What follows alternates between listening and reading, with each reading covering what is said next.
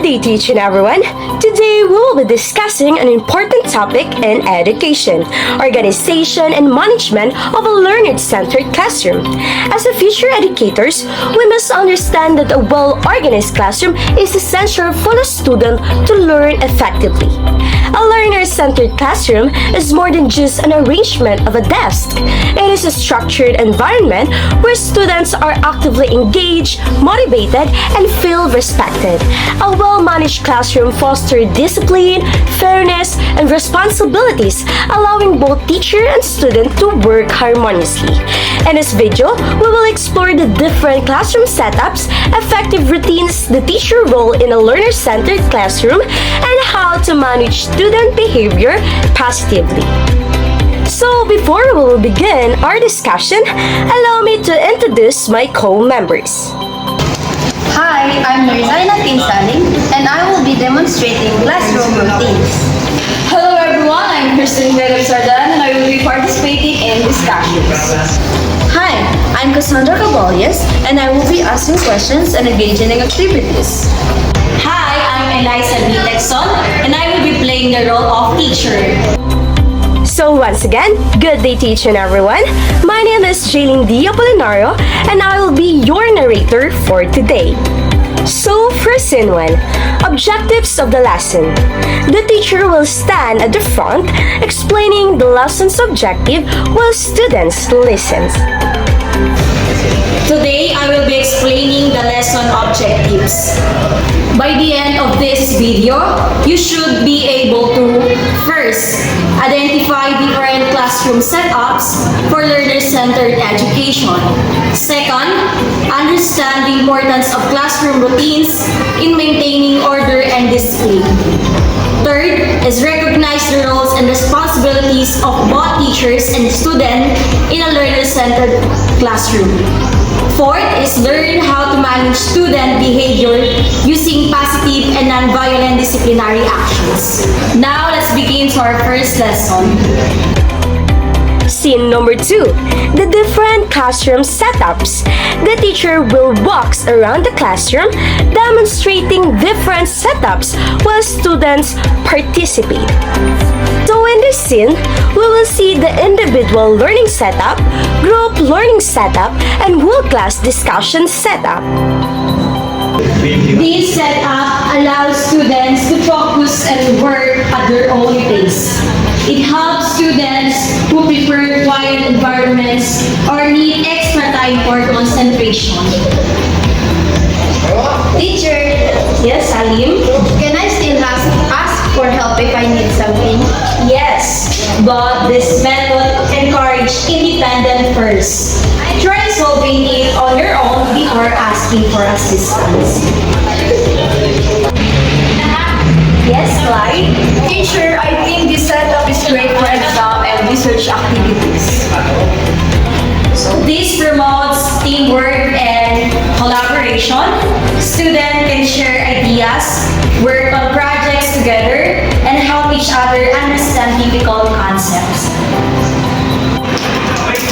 I think we should start by defining the topic first.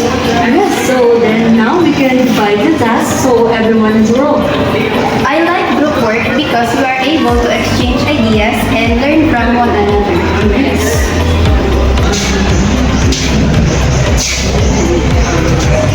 Great teamwork. This is how group learning encourages active participation.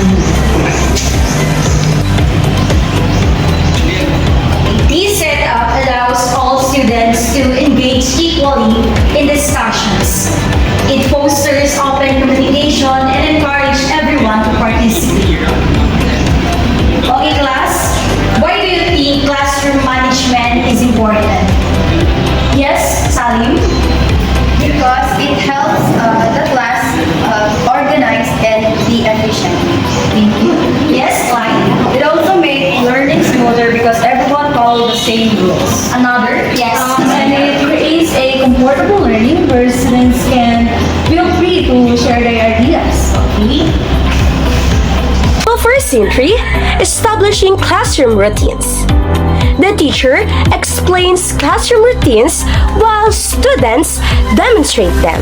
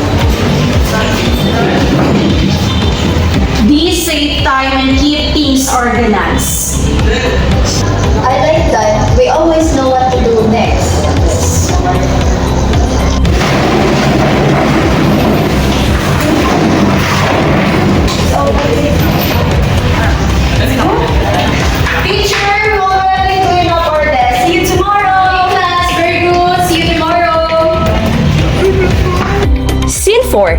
Teacher's role in a learner-centered classroom. The teacher will interact with students to encourage participation.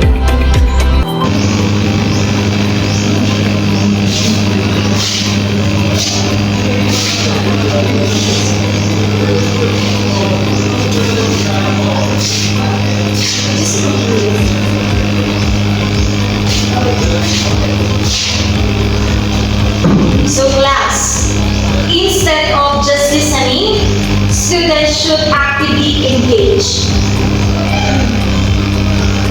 So class, how do you learn the best? Teacher, Yes, Ali? I understand better when I see pictures and diagrams. Okay, another? I also love working in groups so that we can share ideas. Nice.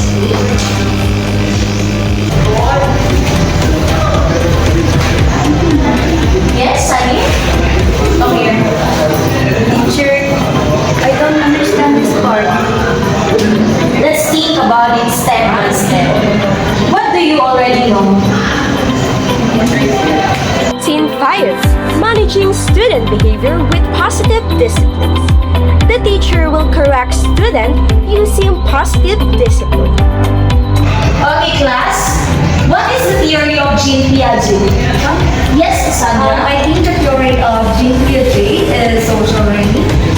Sandra, thank you for trying your best, but the right answer is cognitive and metacognitive. So, class, mistakes help us learn. Let's work on this together. Okay? Thank you, Mom. I'll try again next time. You may take your seat.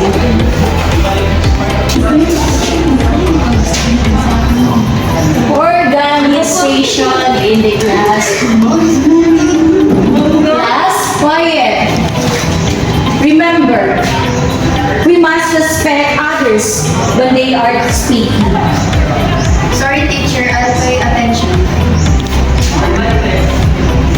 What can you do to remember next time? Teacher, I think I'll write in my plan.